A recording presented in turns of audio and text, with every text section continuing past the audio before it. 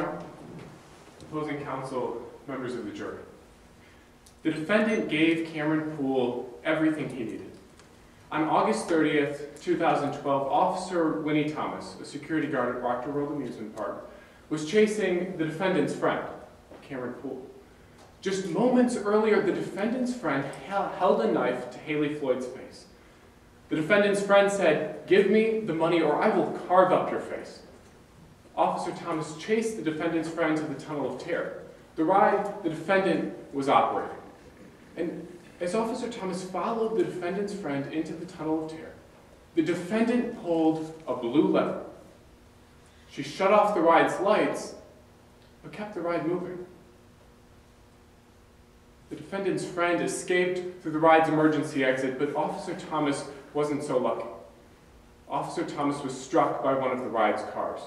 He was knocked into a wall, and he went unconscious. The defendant gave Cameron Poole everything he needed.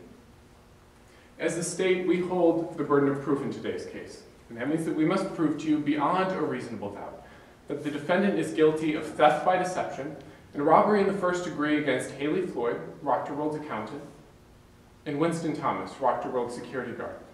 Now, the defendant is guilty of these crimes because she acted in complicity with Cameron Poole. Now, a person acts in complicity when they help someone to commit a crime. Here's an example.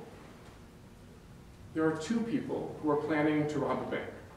The first person goes into the bank and steals the money, but the second person waits outside in a getaway car, intending for their partner to go inside and rob the bank and planning to help their partner escape.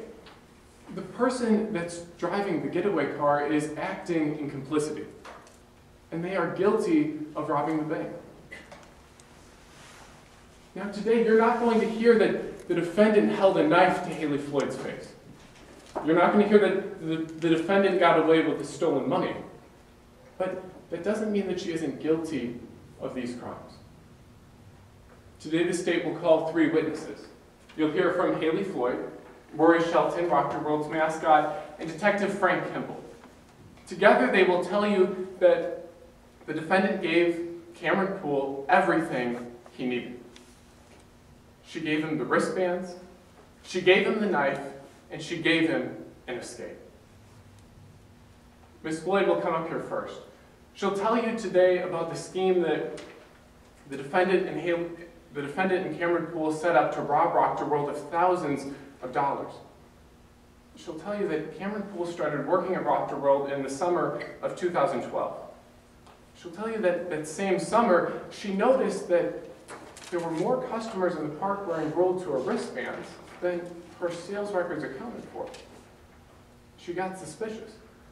So she checked Cameron Poole's locker, and that's where she found a box of fake World Tour wristbands. And you'll hear today from Ms. Shelton that the defendant helped Cameron Poole get those wristbands. Now, today the evidence will show that on August 30th, 2012, Cameron Poole walked up to the park's ticket booth and robbed Haley Floyd at knife point.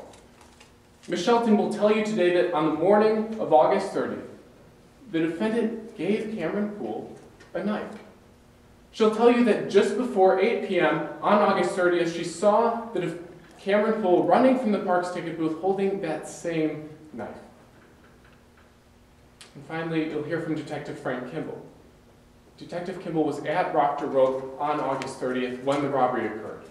And he'll tell you how the defendant helped Cameron Poole escape. The defendant gave Cameron Poole everything he needed. She gave him the wristbands, she gave him the knife, and she gave him an escape. At the end of today's trial, my co-counsel, Katie Kirianis, will come before you and ask you to hold the defendant accountable for her complicity in these crimes. And we are confident that at the end of today's trial, you will come to the only verdict the evidence will support. Please find the defendant guilty.